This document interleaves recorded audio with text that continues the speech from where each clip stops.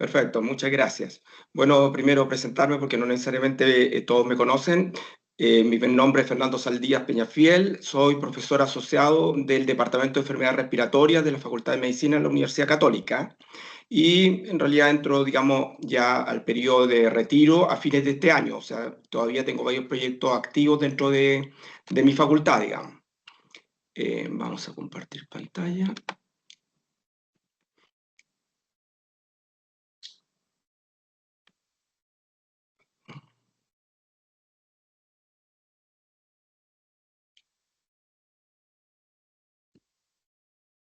Se ve la pantalla, ¿no es cierto? Sí, se ve. Sí, se Perfecto, ve. gracias. Bueno, el tema que les propuse para hoy día tiene relación justamente, digamos, a las infecciones respiratorias en el adulto mayor. Pongan en Sí, sí. silencio sus micrófonos, por favor, porque estamos grabando para subirlo a YouTube. Las preguntas vienen al final. En esta sesión vamos a examinar la importancia de las infecciones respiratorias en el adulto mayor, por qué nos tenía que preocupar este tema y también qué medidas tenemos para poder prevenirlas, porque esto es bien importante y de hecho muchas de ellas también tienen utilidad para lo que hacemos en el día a día. Ustedes deben recordar que durante los meses de abril y mayo hubo bastante preocupación a nivel nacional porque comenzó el pico estacional en forma muy precoz del virus influenza y hubo preocupación por muerte de adultos jóvenes y también una gran carga de atención sanitaria en ese periodo.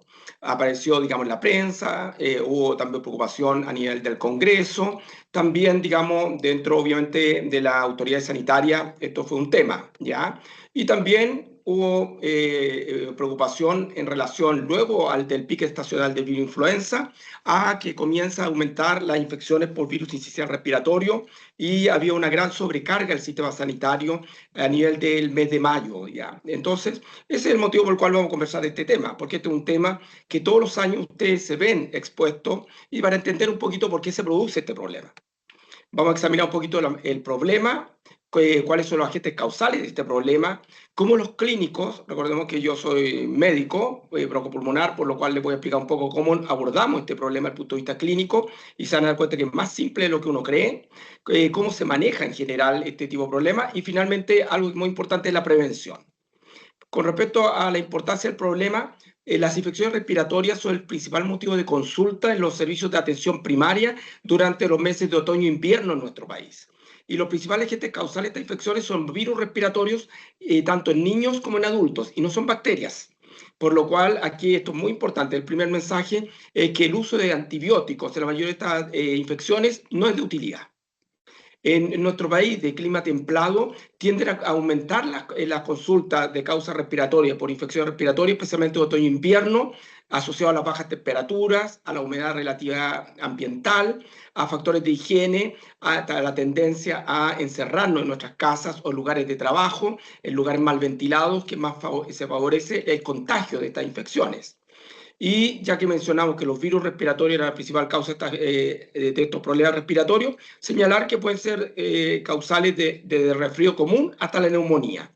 Y vamos a ver que la neumonía, a diferencia de la otra infección respiratoria, es la que demanda mayor preocupación desde el punto de vista de riesgo de complicaciones, secuela y muerte. Y cuando nos enfrentamos a una persona con una infección respiratoria, consideramos una serie de factores que favorecen estas infecciones o que estas sean más graves. La edad. Los niños menores de 1 año, los adultos mayores de 65 años son poblaciones especialmente frágiles. Las personas que fuman tienen una disminución de la inmunidad innata a nivel de la vía aérea, por lo cual tiende a hacer más infecciones respiratorias y más graves. También el consumo excesivo de alcohol favorece la infección respiratoria y que sean de mayor gravedad. Las personas que tienen enfermedades crónicas de distinto tipo pueden también favorecer que las infecciones sean más graves. Los defectos del sistema inmunitario, los trastornos nutricionales que vamos a ver después y también lo importante, que es la contaminación ambiental, o sea, la irritación de la vía aérea por los contaminantes de algunas de nuestras ciudades, debido a algunas industrias o algunos otros factores que ha sido difícil de manejar, como el uso de la leña en el sur de Chile, determinan mayor frecuencia de este problema y que sean más graves. La neumonía es la infección del tejido pulmonar, o sea, es la infección por virus, bacterias u hongos que compromete la vía aérea inferior y el tejido pulmonar y se adquiría fuera del ambiente hospitalario, le llamamos neumonía adquirida en la comunidad. Si nosotros miramos las principales causas de muerte en el mundo, la neumonía sigue siendo una causa importante. Se estima que cada año muere alrededor de 3 millones de personas en el mundo por esta condición, y especialmente en los países de menor desarrollo socioeconómico, es donde se concentra, especialmente en los niños pequeños, menores de 4 años, y en los adultos mayores. A esta diapositiva aprovecho de destacar que, como la cardiopatía coronaria, la enfermedad cerebrovascular, la enfermedad pulmonar obstructiva crónica que está ligada al consumo de tabaco, las infecciones respiratorias y el cáncer, es decir, las 5 principales causas de muerte en el mundo están vinculadas al consumo de tabaco. Y si nosotros sabemos que por el momento todavía un 30% de la población chilena fuma, podemos entender la preocupación que tenemos que tener y todas las políticas que tenemos que tener para disminuir el inicio del hábito tabáquico o tratar a los fumadores. Esta es la casuística antes de la pandemia en nuestro país. La neumonía, la enfermedad obstructiva crónica y el cáncer pulmonar, o sea, 3 enfermedades de origen respiratorio, están dentro de las primeras 10 causas de muerte en nuestro país, y por lo menos la mitad de las causas de muerte en nuestro país están vinculadas al consumo de tabaco, de las principales estoy mencionando. Esto es ya después de la pandemia. Vemos que después de las enfermedades cardiovasculares y las neoplasias o tumores, las enfermedades del sistema respiratorio son la principal causa de muerte en nuestro país, pero esto ha ido disminuyendo debido a un mejor manejo de los pacientes con infecciones respiratorias bajas o neumonía, un mejor manejo de los pacientes con enfermedad obstructiva crónica, y todavía tenemos grandes problemas para la detección precoz del cáncer, que es el principal cáncer que mata chilenos, digamos, el cáncer de pulmón. Los agentes causales de infección respiratoria pueden ser bacterias, como algunas de las que están mencionadas aquí, como Streptococcus pneumoniae, Mycoplasma o Legionella pneumófila, que causan neumonía, y el bacilo de la tuberculosis, que causa una infección bien precisa, pero que también afecta al parénquima pulmonar. Y una larga lista de virus respiratorios. En este momento hay alrededor de 20 virus que son capaces de afectar al ser humano, producir infecciones respiratorias, y estos gérmenes que sabemos que son seres vivos incompletos porque requieren invadir las células del huésped para poder, usando el sistema genómico del huésped, sintetizar la estructura, las proteínas estructurales y también su ADN o ARN para poder proliferar. O sea, son parásitos estrictos, los conocemos bastante bien, hace bastante tiempo, pero ellos son capaces de mutar, modificarse genéticamente para poder defenderse de los mecanismos de defensa del ser humano o de los huéspedes intermediarios que pueden ser animales, como lo vamos a ver en el caso del virus influenza. Estos virus respiratorios que conocemos muy bien ya hace mucho tiempo pueden producir síndromes clínicos respiratorios diversos, de las infecciones de la vía aérea superior, resfrío, faringitis, faringoamigdalitis, sinusitis, en niños pequeños otitis media, laringitis, o infecciones respiratorias bajas, como la gripe o influenza. El COVID-19 es una infección respiratoria baja, la bronquitis o la bronquiolitis en los niños pequeños, la exacerbación infecciosa de los pacientes con asma o con EPOC, y finalmente la que nosotros consideramos más importante desde el punto de vista de riesgo de complicación de muerte, la neumonía. Pero la carga de morbilidad anual es esta. Esto es las consultas de causa respiratoria a nuestros servicios de urgencia en un año calendario completo de todo Chile, y vemos que 2/3 de las infecciones respiratorias que consultan los, digamos, niños y adultos son infecciones respiratorias altas, la mayoría de ellas por virus respiratorio, y la mayoría de ellas mejoran, son autolimitadas, no requieren tratamiento específico y mejoran después de algunos días o semanas. En un 15% son infecciones respiratorias bajas, pero no neumonía, bronquitis aguda. Un 5% son pacientes con asma o enfermedad obstructiva crónica que se exacerban por una infección. Y entre 3 a 5% de los pacientes que consultan son por neumonía. ¿Y quiénes consultan? Principalmente adultos mayores y niños menores de 4 años. O sea, vemos que 2/3 de las consultas son por adultos mayores o niños menores de 4 años. Y aquí vemos en los adultos jóvenes, comparado con los adultos mayores, como mientras dentro de las causas respiratorias consultan en un año adultos jóvenes, solo 2% es por neumonía, que está en rojo. En los adultos mayores es cerca del 20%. Ahí van entendiendo entonces que la población de adultos mayores es especialmente frágil para adquirir una infección respiratoria baja, y luego vamos a ver que también para complicarse. Esto fue el año de la pandemia, para que entendamos un poquito el problema. Al aparecer este nuevo virus respiratorio, la carga de atención de causas respiratorias o servicios de atención primaria de nuestro país, el 2020, que todavía no teníamos vacuna y estábamos recién aprendiendo sobre el virus, fueron más de 1 millón de consultas, y eran principalmente adultos jóvenes, entre 15 y 64 años. Pero los que concentran después las complicaciones son los adultos mayores, que solo fueron un 12% de estas consultas. En resumen, las infecciones respiratorias son un problema frecuente. Se estima que cada adulto tiene 2 o 3 infecciones respiratorias agudas al año. Y los niños menores de 5 años, esto se eleva a 5 a 8 episodios por año debido a la inmadurez inmunológica del niño pequeño, que todavía no conoce estos microorganismos.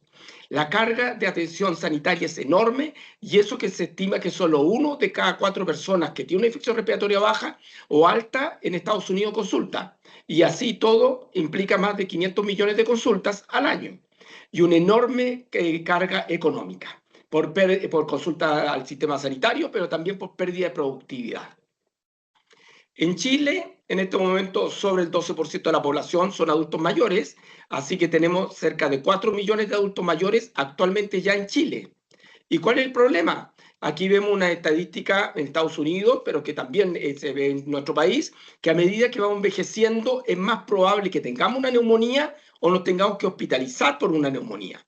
A modo de ejemplo, si yo tengo más de 85 años, la probabilidad de hospitalizarme por una neumonía es del 5%. O sea, 1 de cada 20 personas de esta edad se van a hospitalizar al año. Si yo tengo entre 65 y 74, es 1 de cada 100. O sea, ahí vamos entendiendo cómo es un problema realmente prevalente en esta población.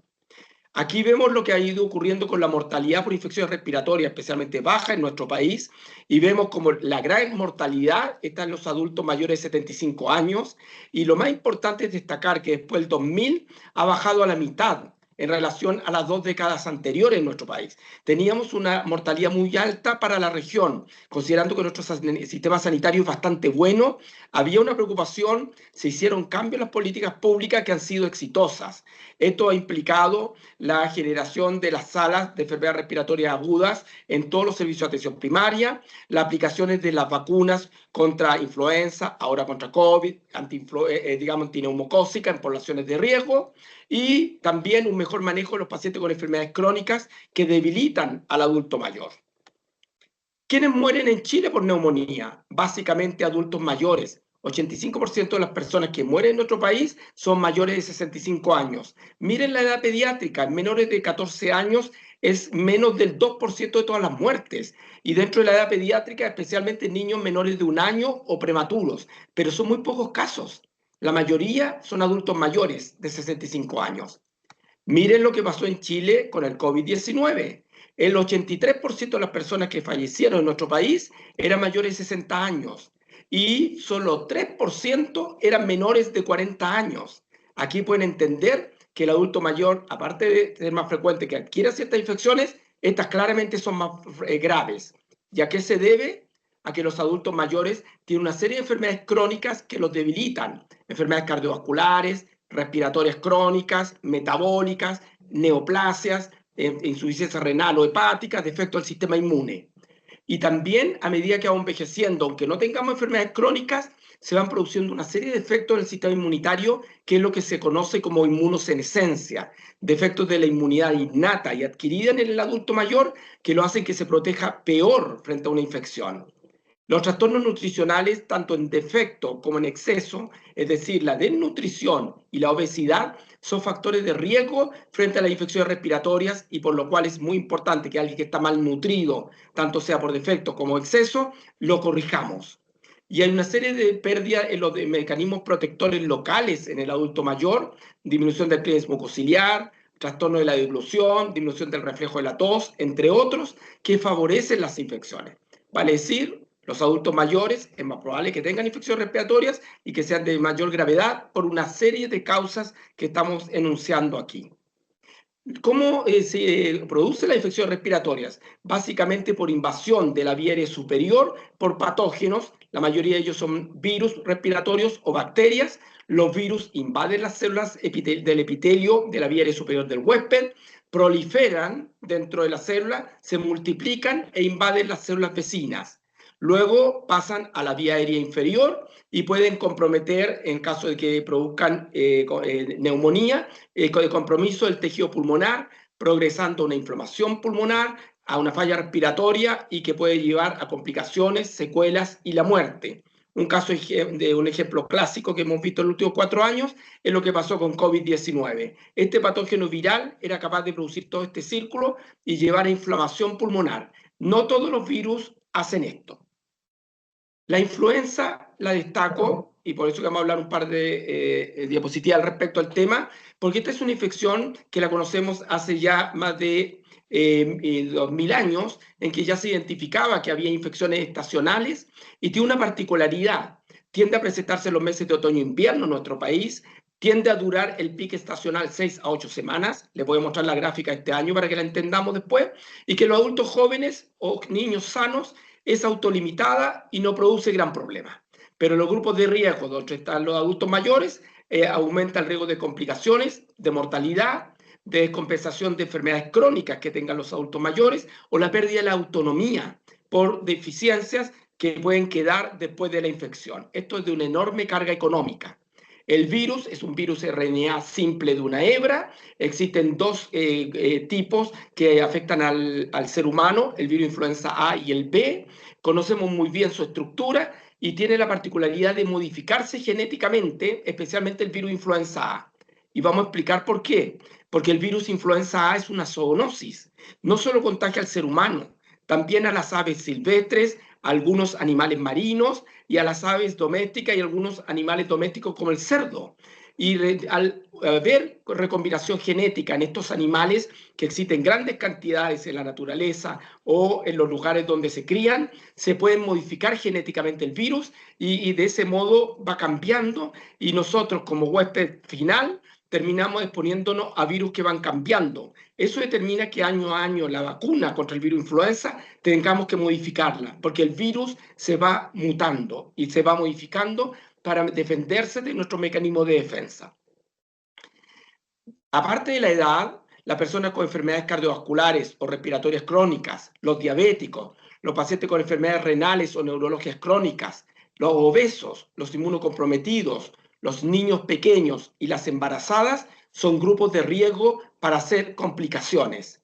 En cada año, 5 a 10% de la población mundial se contagia con este virus y de esto implica 3 a 5 millones de casos graves que requieren una gran atención del sistema de salud y 300 a 500.000 personas mueren por esta condición cada año.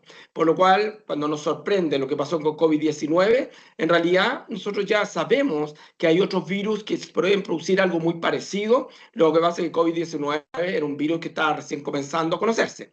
Lo bueno es que para este virus tenemos vacuna, podemos prevenir las formas graves, tenemos terapia antiviral, lo cual permite tratar los casos de riesgo y también conocemos las medidas para disminuir el riesgo de complicaciones. ¿De qué se complican los cuadros más graves de influenza? De neumonías, que pueden ser por el mismo virus o por sobreinfección por algunas bacterias como el Streptococcus pneumoniae, Staphylococcus aureus u otros gérmenes. Pero esas son las complicaciones más graves. Lo más frecuente es que las personas que tengan influenza, si son adultos, se pueden complicar con una sinusitis o una bronquitis. Si son niños pequeños, con una otitis media. Si yo soy asmático, tengo una enfermedad por artritis crónica, me puedo obstruir por la infección. Y si yo tengo alguna enfermedad cardíaca, me puedo descompensar. Y también si soy diabético, por ejemplo. O sea, es más frecuente, las complicaciones más frecuentes no son las neumonías, pero obviamente las más temidas son las neumonías. Esta es la consulta de causa respiratoria todos los meses de otoño e invierno en nuestro país. Se duplican, se triplican y esto está determinado por el aumento de la circulación de los virus. El año 2019, antes de la pandemia, ustedes ven aquí en rojo el pico estacional entre mayo y julio del virus influenza A. seguido luego en amarillo por el pico estacional de virus sincicial respiratorio, y luego en primavera tuvimos un pico estacional de virus influenza B. Si ustedes se fijan, son virus que tienen una duración determinada, comprometen a los huéspedes que son susceptibles de ese periodo de tiempo, y luego el resto del año prácticamente no afectan. ¿Qué es una pandemia? Es donde este virus tiene modificaciones genéticas importantes y por lo cual hay una enorme cantidad de población que no ha sido expuesta a este nuevo virus, y eso determina una carga de atención que implica 10 o más veces la carga de atención de los picos estacionales. En la pandemia del 2009, el virus influenza A se modificó porque hubo cambio de movimiento de material genético entre el cerdo, las aves domésticas que se contagiaban con las aves silvestres, y luego de esas mutaciones infectaron al huésped humano, que al no tener un contacto previo con esa modificación genética del virus, implicó una enorme cantidad de personas que enfermaran o se complicaran de esta condición. Eso es una pandemia.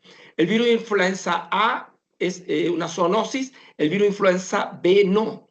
Solamente tiene como huésped al ser humano, por lo cual el virus influenza B puede producir epidemias estacionales, pero no pandemias. El 2020 nos vimos aquí con una enorme carga de un nuevo virus que apareció en el mundo. Esto ha implicado más de 5 millones de casos infectados reportados en nuestro país, y 1,2% de estos pacientes fallecieron. Lo importante es que con los programas de vacunación del 2021 disminuyó a menos del 10% el riesgo de muerte por esta condición. Ahí vemos la importancia de los programas de vacunación para prevenir las formas graves de la condición. Así ustedes ven que año a año la circulación de los virus va cambiando, puede ser más temprano o más tarde, o suele ocurrir durante un mes de otoño-invierno. Nosotros hacemos vigilancia epidemiológica semanal, sabemos qué germen está en cada momento, y aquí les pongo lo que ocurre durante el 2024. Ustedes ven que entre abril y junio fue el pico estacional de influenza, que es lo que determinó la preocupación sanitaria y también de una serie de autoridades a comienzos de este año. Y en cambio, si ustedes ven, el pico estacional de BRS fue bastante pequeño. ¿Por qué? Porque también disminuyó el contacto entre las personas debido a la salida de vacaciones de los niños del colegio. Y eso obviamente disminuye los contagios. Recordemos que el virus sincicial respiratorio, especialmente los niños menores de 4 años, son los más susceptibles y los que hacen los cuadros más graves. También destacar que entre enero y marzo casi no hubo virus influenza ni virus sincicial respiratorio, pero sí hubo una importante carga de morbilidad por COVID-19 que ahora está muy disminuido. O sea, día a día, semana a semana, nosotros con los sistemas de vigilancia epidemiológica que actualmente tenemos, sabemos qué virus nos afectan y podemos entender cuáles son las poblaciones de riesgo o qué tipo de enfermedad pueden tener nuestros pacientes.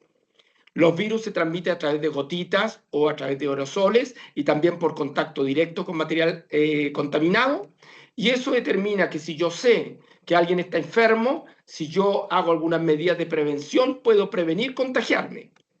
Recordar algo que es bien importante, el periodo de incubación desde que me contagio hasta que hago la enfermedad es corto, de pocos días, por lo cual ustedes cuando se resfrían o tienen una bronquitis, y si miran la semana anterior, pueden identificar quizás quién los contagió a ustedes.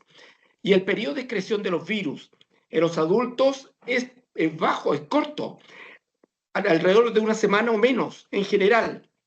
Así que cuando un adulto mayor se contagia, por ejemplo, con un niño pequeño y está tosiendo 3 semanas, ya no es contagioso. Es contagioso durante la primera semana, pero después la carga viral de los adultos es pequeña. Los niños menores de 5 años y las personas con defecto inmunitario pueden estar semanas o meses contagiando. Ese es el motivo por el cual es más probable que un nieto vaya a contagiar a un abuelo a que un abuelo vaya a contagiar a un nieto. Eso es bien importante entenderlo. Todas estas medidas de recomendación para prevenir la transmisión de los patógenos respiratorios y prevenir las infecciones respiratorias se han demostrado ser costo efectivas. Los programas de vacunaciones, sabemos que hay grandes campañas contra ellos, pero existe una enorme información científica que las avala. La higiene, el lavado de manos, la ventilación de las casas y de los lugares de trabajo, el tratamiento de aquella persona que enferma y obviamente que la persona que se enferme se quede en su casa para no contagiar a otros cuando salga de la casa, es importante. Durante la pandemia también demostramos que el uso de la máscara por periodos cortos, en lugares cerrados, el distanciamiento más de 1 metro, porque las gotitas de Flieger de la saliva no viajan más de 1 metro, o al ventilar son importantes para prevenir esto. La mayoría de las infecciones respiratorias que yo les mencioné, estos síndromes clínicos, los establecemos el diagnóstico del cuadro clínico. No requerimos ningún examen de laboratorio.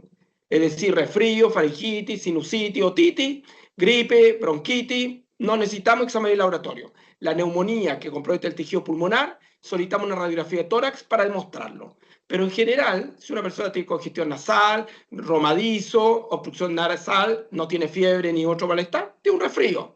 Si el paciente tiene dolor de garganta o al tragar, tiene algún malestar general, puede tener algo de sensación febril, tiene una faringitis o una amigdalitis aguda. A modo de ejemplo, no voy a entrar a la otra por tiempo. La neumonía, en cambio, como es un cuadro de mayor riesgo, generalmente va a haber un infiltrado en la radiografía de tórax que confirma que el paciente tiene una infección respiratoria baja que compromete el pulmón. Esto es lo que ocurrió con COVID-19 en las personas que se hospitalizaron. Hacían neumonía por el virus. ¿Qué nos aporta saber qué agente produce la infección? Obviamente, si sabemos que es una gripe, vamos a hacer el tratamiento específico para la gripe. Si sabemos que el paciente tiene una neumonía por Streptococcus pneumoniae, que es una bacteria, podríamos dar el antibiótico apropiado. Sin embargo, el estudio microbiológico es caro y no es rápido muchas veces de obtener. Y ahora que utilizamos las técnicas de biología molecular, que son más sensibles y específicas, es más caro todavía. Es muy útil, pero lo dejamos para ciertos casos. La mayoría de las infecciones respiratorias altas, como el resfrío, la faringitis, bronquitis, que es baja, o sinusitis, con las medidas de cuidado generales, no requieren ningún tipo de estudio especial. Los pacientes con influenza, si queremos dar un tratamiento específico, estamos en el periodo de alta circulación del virus, podríamos pedir el examen o tratarlo de forma empírica. Habitualmente los pacientes con neumonía, que requieren muchos de ellos hospitalización, tienen más riesgo de complicación de muerte, y los pacientes con tuberculosis, ahí sí, obviamente el demostrar el agente causal es importante porque nos ayuda a un mejor manejo de los pacientes. Así que el diagnóstico microbiológico está acotado a los cuadros pacientes más graves, los grupos de riesgo y los pacientes que se hospitalizan, y en los pacientes ambulatorios, en la mayoría, no hacemos estudios microbiológicos. ¿Cómo manejamos la mayoría de estas infecciones? Con medidas de cuidado generales que todos ustedes conocen. Reposo en el domicilio de acuerdo a la gravedad del cuadro, régimen liviano, hidratación adecuada, antipirético para controlar la fiebre, medidas de aislamiento en el hogar para no contagiar al resto del grupo familiar, mantener a la persona aislada en una pieza, ventilar la pieza, lavado de manos las personas que atiendan a la persona, usar mascarilla el tiempo que estemos con ellas. Ya todo ello nos ayuda a evitar que se contagien otras personas. En el caso de influenza, en Chile disponemos de 2 antivirales, oseltamivir y baloxavir. Las revisiones sistemáticas han demostrado que estos antivirales disminuyen el periodo de contagio de la enfermedad y la duración de la enfermedad, por lo cual son útiles. Y mencionar que, aparte de influenza, ahora tenemos también para el virus sincicial respiratorio algunos antivirales. Ustedes escucharon a los niños menores de 6 meses, este año le colocamos un anticuerpo monoclonal que es el Nirsevimab, y esto disminuyó enormemente las hospitalizaciones de niños menores de 1 año por VRS en este pique estacional que tuvimos ahora. Hay algunos antivirales para otros virus y la importancia de las vacunas. En el caso nuestro, adultos mayores, estas 4 vacunas son importantes. La vacuna contra la gripe o influenza, la antineumocócica, que es contra el Streptococcus pneumoniae, es una bacteria, la que tenemos ahora del COVID-19 desde el año 2021, y acaba de aparecer, y ya se licenció hace 1 año en Estados Unidos, la vacuna contra el virus sincicial respiratorio, que va a ser muy útil en niños pequeños, pero todavía los estudios están en avance, pero ya se demostró su utilidad en el adulto mayor. Vale decir, ¿cómo pueden ustedes prevenir la infección respiratoria en sus ambientes personales? Si fuman, ojalá dejen de fumar. Prevenir el riesgo de aspiración en adultos mayores que tengan trastornos neurológicos, aplicarse las vacunas que correspondan a sus grupos etarios, manejar bien sus cuadros de cardiovasculares, la hipertensión, la diabetes, las enfermedades crónicas que tengan, si están en sobrepeso o desnutridos, ir a un peso adecuado y promover la actividad física, todo eso los va a ayudar. Entonces, esto es la campaña de invierno todas estas medidas que se recomiendan aquí, que ya las mencioné anteriormente, tienen estudios científicos que demuestran su costo-efectividad. Es decir, no son inventos hechos por personas que no saben, sino que existe mucha literatura científica al respecto. Como un 30% de la población en Chile todavía fuma, esta es una preocupación importante de todos nosotros dentro del sistema sanitario y también de la sociedad para tratar de prevenir. Les recuerdo que las personas que fuman tienen mayor riesgo de hacer infecciones y que estas sean más graves. Las 4 vacunas que ya mencioné para nosotros, la vacuna contra la influenza, la antineumocócica, la contra el coronavirus SARS-CoV-2, y estoy poniendo una que probablemente pronto va a entrar a nuestro programa nacional, todavía no lo es, la vacuna contra el virus sincicial respiratorio. Y recordar que las vacunas son por virus inactivo o fragmentos de virus, por lo cual no producen enfermedad. Porque las personas dicen, doctor, yo no me pongo la vacuna, porque resulta que cada vez que me vacuno me enfermo. En realidad no son virus vivos, solo estimulan la inmunidad y esta inmunidad se confiere habitualmente 2 semanas después de la vacuna. La vacuna contra la influenza que se coloca en Chile tiene 3 serotipos, la influenza A, H1N1 y H3N2, que son las que circulan habitualmente en el mundo, en todo el mundo, y un serotipo de influenza B. Estas vacunas no producen gripe porque no son virus vivos.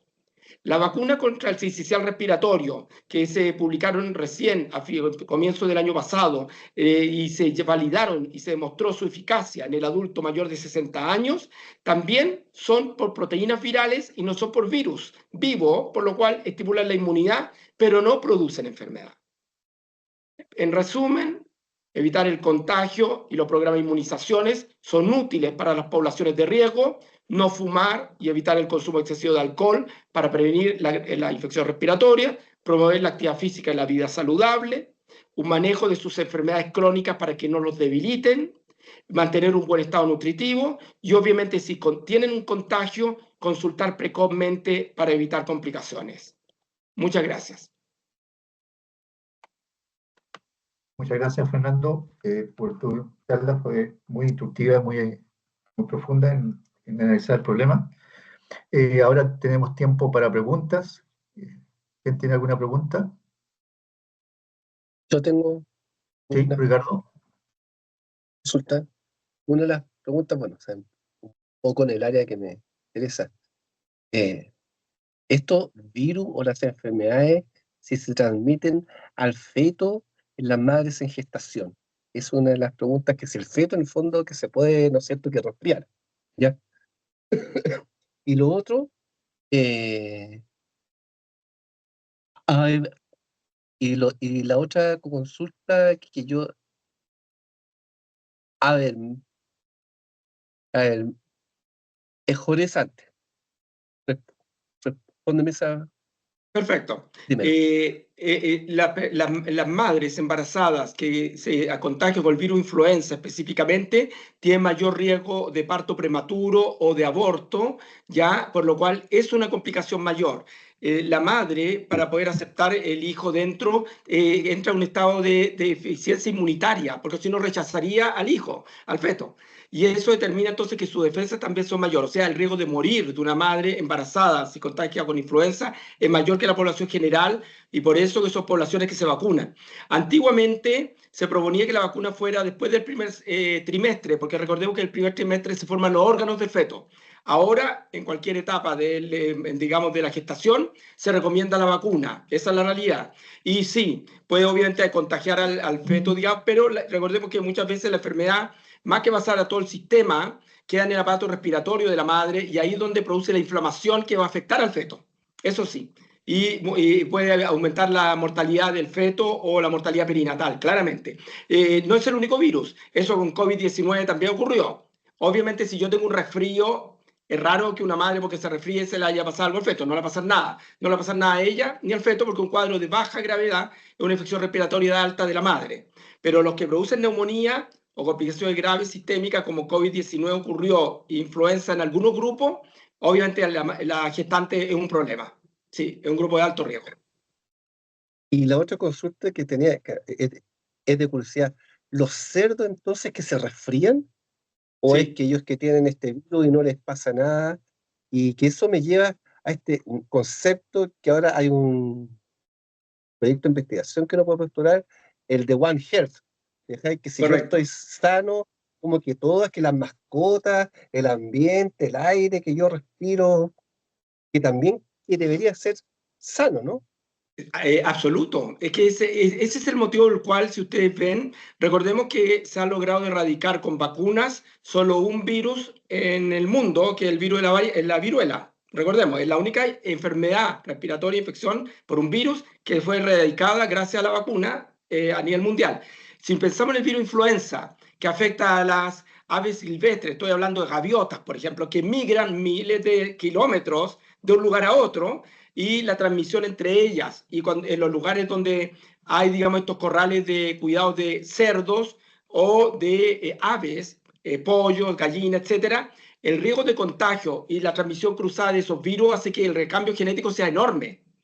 Entonces, mientras más individuos se contagian, es mucho mayor probabilidad que el germen mute. Y eso determina que pensar en erradicar el virus influenza del mundo, tendríamos que tener sano a todas las aves del mundo, digamos, y eso es imposible en este momento, no me lo imagino. Tendríamos que hacer unos cambios que en este momento no somos capaces de hacer.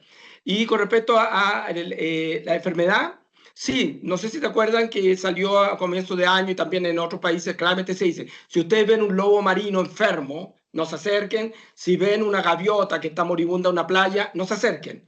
¿Por qué? Porque esos virus, esos animales enfermos, están enfermos y están muriendo por esa infección por estos virus influenza, que no son H1N1 y H3N2, son otros serotipos y que tienen alta mortalidad en el ser humano, ¿ya? Pero hay otros animales que no se enferman, ¿ya? Recordemos que una proporción importante de la gente que se contagia cada año por estos virus son asintomáticos, también en el ser humano, por lo cual no todo el mundo enferma o manifiesta molestia, sintomatología. ¿Más preguntas? Gracias. Yo quería agregar algo a lo que preguntó Ricardo en relación a si estas infecciones afectaban al feto. Nosotros hicimos un trabajo con un grupo canadiense que estudia accidentes vasculares en niños y accidentes vasculares en recién nacidos, o sea, prenatales, ¿ya?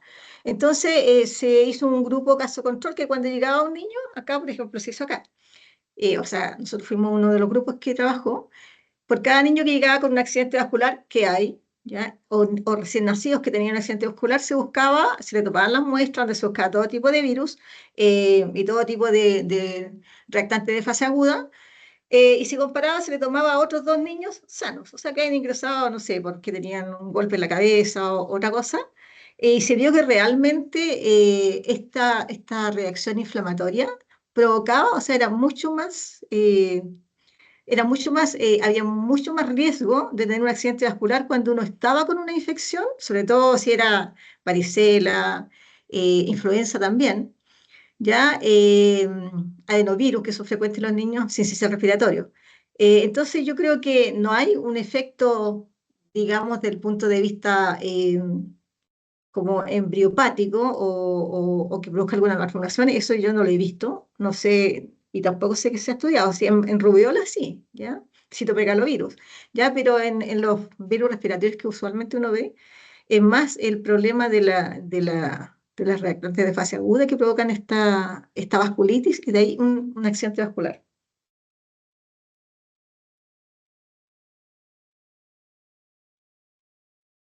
Manuel. Bueno, muchas gracias por la interesante exposición que hizo, doctor. Bueno, yo quería consultarle algo, son dos cosas en realidad bien distintas, una de la otra.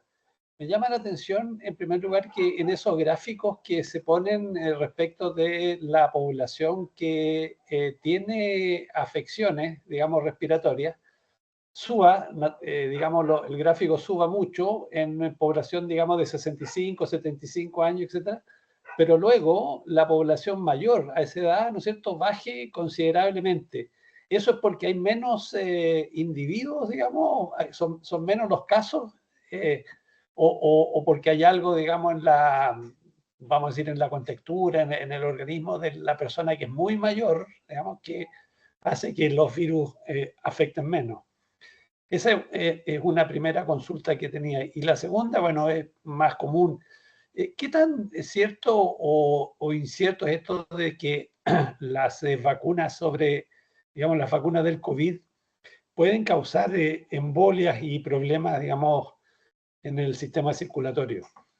Perfecto. Gracias, doctor, por las dos preguntas. Bueno, primero recordar, a medida que vamos envejeciendo, obviamente no todo el mundo envejece igual, digamos, hay personas que tienen enfermedades crónicas y otros que no tienen, ¿ya? Eso determina que hay personas que obviamente, digamos, se complican o fallecen a los 70, 80 y hay gente que vive 100 años ahora. Esa es la realidad. Entonces recordar que no todos son igual, pero sí vamos perdiendo nuestro mecanismo defensivo contra las infecciones. Por lo cual, si nos contagiamos, nos va a ir mal. Eso es bien importante, es decir, ese concepto hay que tenerlo. Mientras mayores seamos, va a ser mayor la probabilidad que hagamos cuadros graves y nos tenemos que cuidar. Por eso que nos tenemos que proteger. El adulto mayor es muy importante que se proteja. No es lo mismo, digamos, una persona de 20 años que se contagia con un virus influenza que un adulto de 80 años diabético o que está en diálisis por una enfermedad renal crónica. No es lo mismo. Son totalmente distintos y se comportan distintos.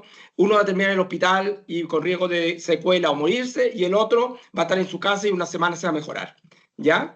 Y lo segundo que tiene que ver con parecido a lo que mencionó Marta, y es con respecto a, digamos, la parte de inflamación, digamos. Estos virus de respiratorio alto, muchos de ellos no tienen grandes consecuencias para la población y son la principal carga, son una enorme carga de consulta, pero son poco complicados, por lo cual con medidas de cuidados generales les va a ir bien.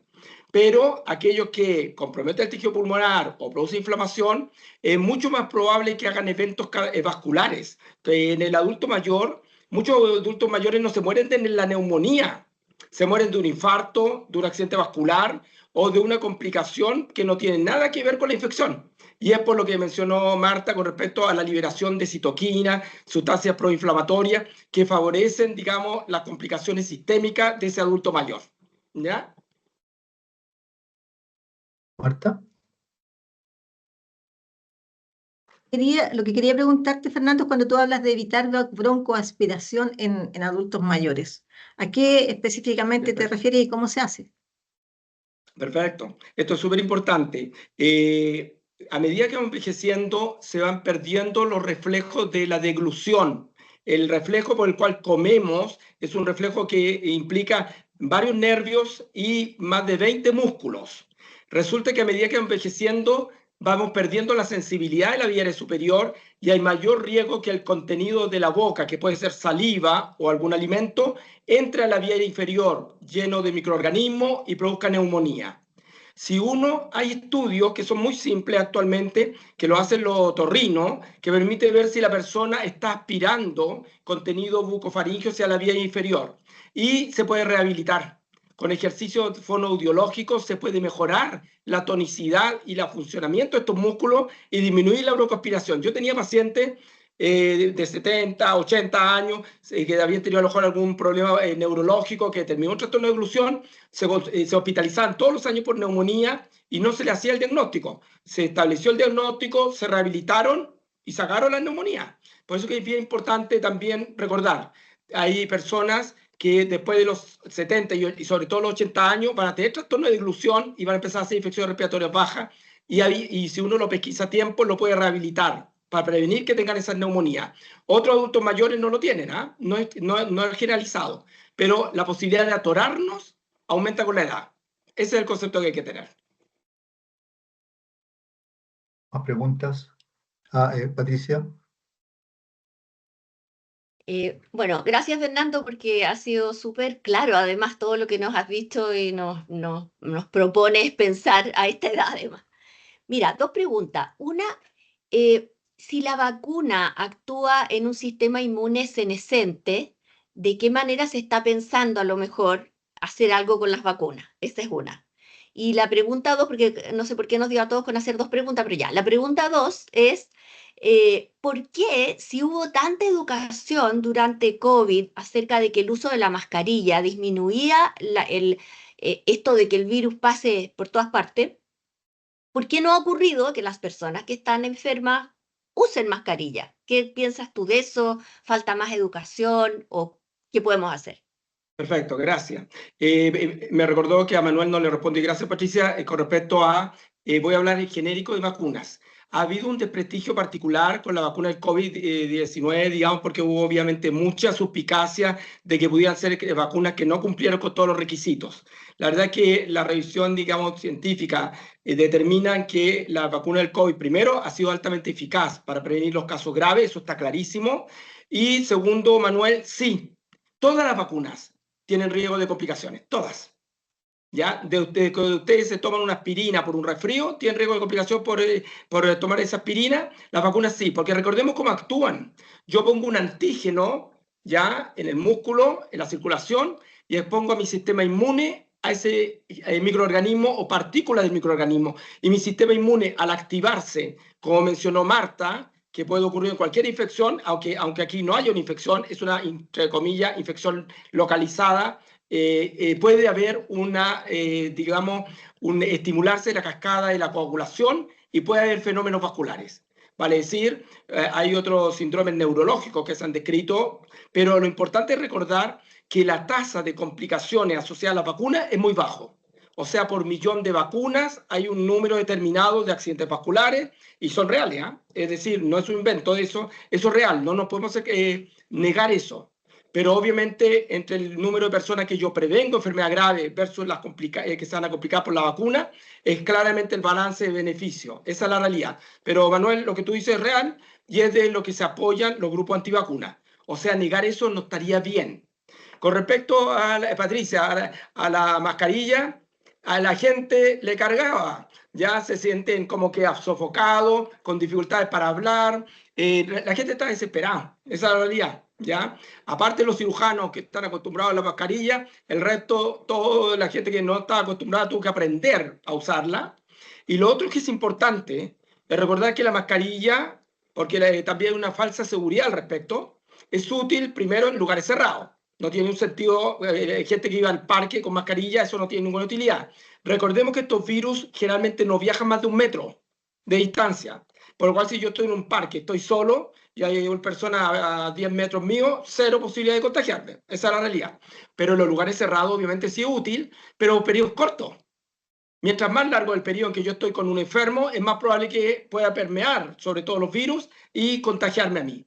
Se requieren muy pocas partículas virales para contagiar a otra persona. No se requiere una gran cantidad. Por lo cual las mascarillas son útiles en lugares cerrados, por periodos cortos, y obviamente el lavado de manos, etcétera, todo lo que corresponde para evitar inocularme, pero la gente en realidad no la toleraba, digamos, desde el punto de vista social, y eso no es en Chile, en todo el mundo. Así hay gente que todavía la sigue usando, me parece muy bien, en el metro, en los lugares de transporte, al ir a lugares cerrados. Yo creo que eso está bien, es una conducta correcta de los grupos que tenemos más riesgo. Pero obviamente convencer a una persona de 20 años que va a tener una infección menor que se ponga una mascarilla, no lo va a hacer, si esa es la realidad. Y peor, incluso aunque esté enfermo. Andrés. Muchas gracias. Yo voy a hacer una sola pregunta y no dos. Bueno, y es una pregunta quizá un poco extraña, pero me ha interesado mucho lo que usted ha expuesto, me parece que es muy relevante y mi pregunta es sencillamente ¿qué pasa con las mascotas? ¿Es buena idea que un abuelo que sepa que van a ser una nieta o un nieto llegue con un perrito al tiro de regalo, con un gatito? ¿Cuál es la experiencia respecto de las mascotas? Que es verdad que está súper masificado, si uno vive en un edificio hay más perros y gatos que personas. ¿Cuál es la experiencia en eso? Si hay estudios respecto de eso. Contagio, mascota, cuidado, prevención. Perfecto, digamos. Bueno, primero una de mis hijas es veterinaria y tiene un perro y nos sacó al perro de la casa cuando nació su hija, ¿ya? La verdad que recordemos que en este momento si hay una tenencia adecuada en la mascota, con sus vacunas, sus prevenciones, muchas mascotas tienen poco contacto con otras mascotas, de hecho, exceptuando en periodos cortos, digamos, los animales tienen enfermedades igual que nosotros y tienen virus igual que nosotros. Recordemos que algunos de estos virus sí pueden transmitirse al ser humano o algunas bacterias, pero la mayoría no. O sea, son enfermedades propias de cada especie. por lo cual no es algo generalizado. El otro problema cuando los niños pequeños, aparte de la parte sanitaria que tiene que ver con los animales, recordemos los gatos, ¿no? Con respecto al pelo, la caspa, es como sensibilizante en personas alérgicas, por lo cual también pueden favorecer que niños pequeños pudieran hacer cuadros respiratorios como asma o bronquitis obstructiva. Por lo cual hay que tener cuidado y hay que mantener la higiene, pero en general lo más importante es, digamos, el cuidado, digamos, apropiado de las mascotas. E insisto, digamos, actualmente una mascota es tan sana como cualquiera de nosotros, bien cuidados, digamos, esa es la realidad. Así que tenemos que aceptar que están integradas ya las familias, digamos, ¿ya? Pero con los cuidados sanitarios que tú mencionas, que son importantes. Gonzalo. Hola, muy buenas tardes. Primero que nada quiero saludar y muy contento de poderme sumar hoy día a la reunión. Saludar también a Fernando por su interesante presentación. Que es un solo comentario sobre la velocidad del cambio demográfico. Es un dato que uno no deja de sorprenderse, pero fíjate que, Fernando, a Francia le tocó cerca de 100 años duplicar el porcentaje de población mayor de 60 años, pasar de 10 a un 20. A Chile le ha tomado menos de 20 años. Entonces, ese es un antecedente bien interesante que se nos ha venido bruscamente, un proceso acelerado, que es lo que termina produciendo, digamos, la visibilidad de este problema. Quería preguntarte, hacerte una observación y un comentario sobre tu opinión sobre el hecho de que estas enfermedades, que son relevantes desde el punto de vista de la carga de los sistemas de salud, no se distribuyen similar en forma homogénea en la población, tienden a concentrarse en poblaciones con mayor nivel de privación social. Y quisiera pedirte tu opinión sobre eso y también la importancia que tiene la calidad de los ambientes interiores. Nosotros pasamos entre un 70 y un 90% de nuestro tiempo, este grupo, por ejemplo, en ambientes cerrados, y la calidad del aire de los ambientes cerrados habitualmente la pasan por alto y parecen ser quizás tan importantes como otras medidas que tú has mencionado. Muchas gracias, Fernando. No, gracias, Gonzalo, un gusto verte y te agradezco las preguntas. Y primero, a modo de ejemplificar lo que hizo Gonzalo, yo soy el menor de 4 hermanos, perdón, y tengo 65 años. Mi madre está viva y tiene 98 años y autovalente. ¿Ya? Es decir, eso hace 30 o 40 años era una rareza y ahora no es una rareza, esa es la realidad. Yo soy el más viejo y soy el menor de mi familia, digamos, ¿ya? Es una cosa increíble, digamos. Mi misma madre lo dice, no, nunca pensé que iba a tener hijos tan viejos, eso es lo que me dice. Para que nos hagamos una idea de cómo ha cambiado lo que dice Gonzalo, es súper importante y es un desafío. Lo segundo, con respecto a la parte de la mayor parte del tiempo actual, se considera que los seres humanos estamos en medios intradomiciliarios, ya sea por motivos laborales o motivos obviamente del hogar, y también los lugares donde vamos, moles o lugares para comprar, etc. Por lo cual, en este momento, la incidencia del riesgo de contagio, la infección respiratoria, está determinado por esos ambientes y tiene un problema. Con los sistemas de ventilación inteligente que se llaman, se recircula el mismo aire, los gérmenes ahí se desarrollan, sobre todo los virus, y se ha visto que a cierta temperatura, que es la que se ve en invierno en nuestro país, y a cierta humedad relativa interna, no la que hay en el ambiente externo, son fundamentales para la mantención del virus en el ambiente y se mantenga vivo y se pueda contagiar a otros. Vale decir, lo que dice Gonzalo es fundamental, digamos, que hay una serie de cambios en la conducta humana en los últimos 100 años que han entendido a que la mayor parte de nuestra vida es cerrada, en lugares, digamos, cerrados, y ese es el motivo por el cual tenemos que hacernos cargo de la calidad de ese ambiente, que en estos momentos tiene problemas, y eso es sin mencionar, obviamente, lo que Gonzalo también destaca, que son los contaminantes.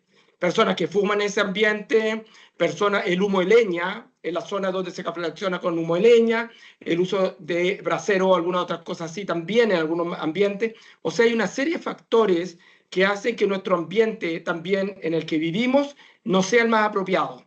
Por lo cual eso hay que hacerse cargo, porque la mayoría de estas infecciones no ocurren, como dice la gente, salí, me enfrié.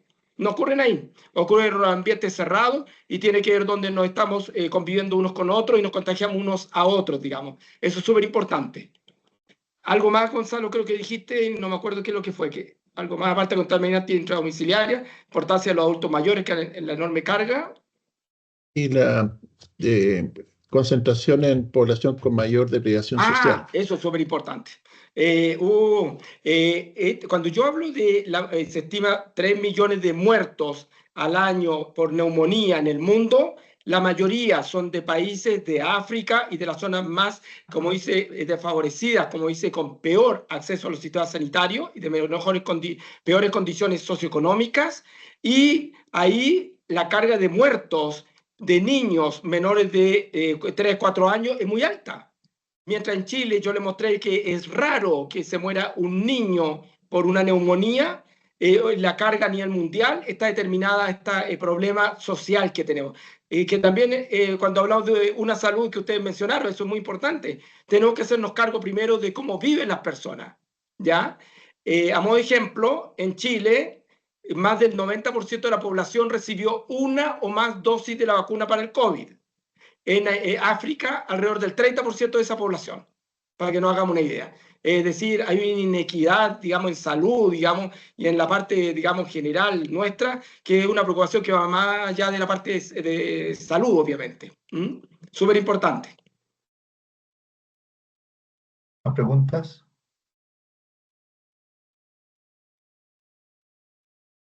Andrés.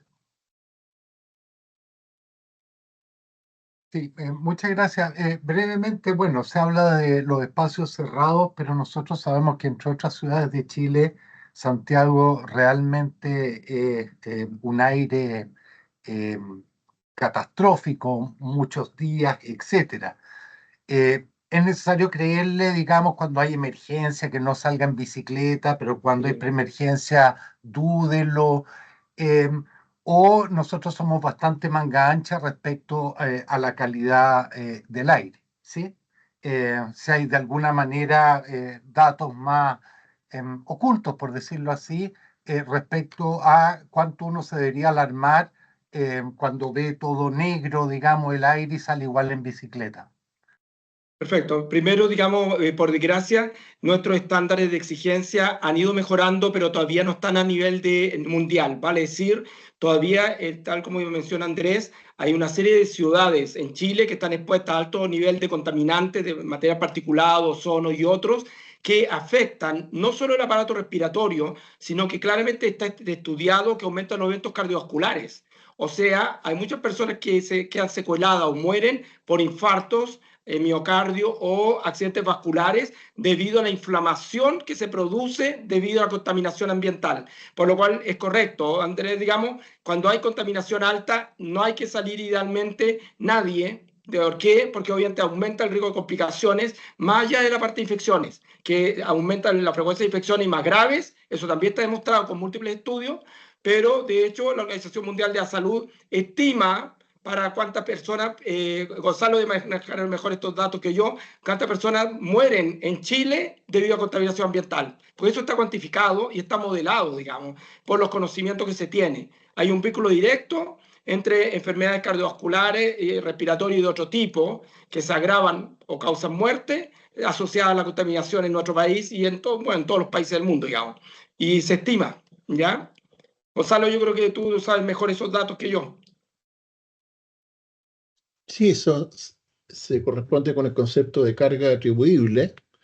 Y bueno, en nuestra universidad tenemos al profesor Lucho Cifuentes, que ha publicado estudios en varias ciudades de América Latina, en que en general la contaminación del aire, tanto fuera como dentro del hogar, de hecho lo que hay en nuestro hogar es un 70% de lo que hay afuera, es una de las principales causas de muerte prematura en términos generales, particularmente por enfermedades respiratorias.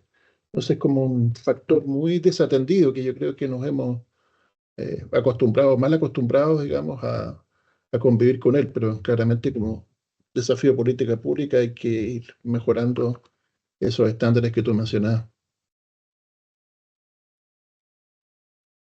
Bien, Marta, ¿tenías una pregunta? O... Sí, era una pregunta, para aprovecharme nomás de Fernando.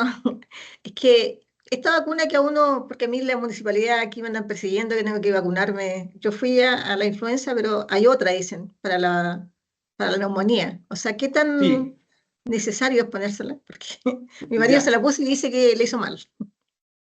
Ya, la vacuna antineumocócica, que la persona le llaman la vacuna contra la neumonía, es la única vacuna, digamos, de este grupo, que es una vacuna para una bacteria específica, Streptococcus pneumoniae, que es la principal bacteria que produce neumonía dentro de las bacterias, ¿ya? Y resulta que la que nosotros colocamos desde hace ya más de 30 años es una vacuna que tiene 23 serotipos del neumococo, que tiene alrededor de 100 serotipos.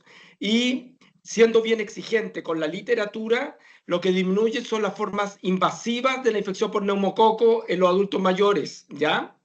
Hay una segunda vacuna antineumocócica que no está en el programa, que tiene aquí en Chile 13 serotipos, pero ya existen otras de 15 y de 20, que es conjugada, y esa sí ha demostrado que disminuye el riesgo de neumonía.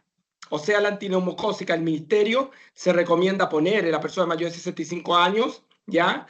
Pero la literatura es menos fuerte que con la vacuna conjugada antineumocócica, que todavía no entra al programa nacional de adultos. Están los niños chicos, pero no los adultos.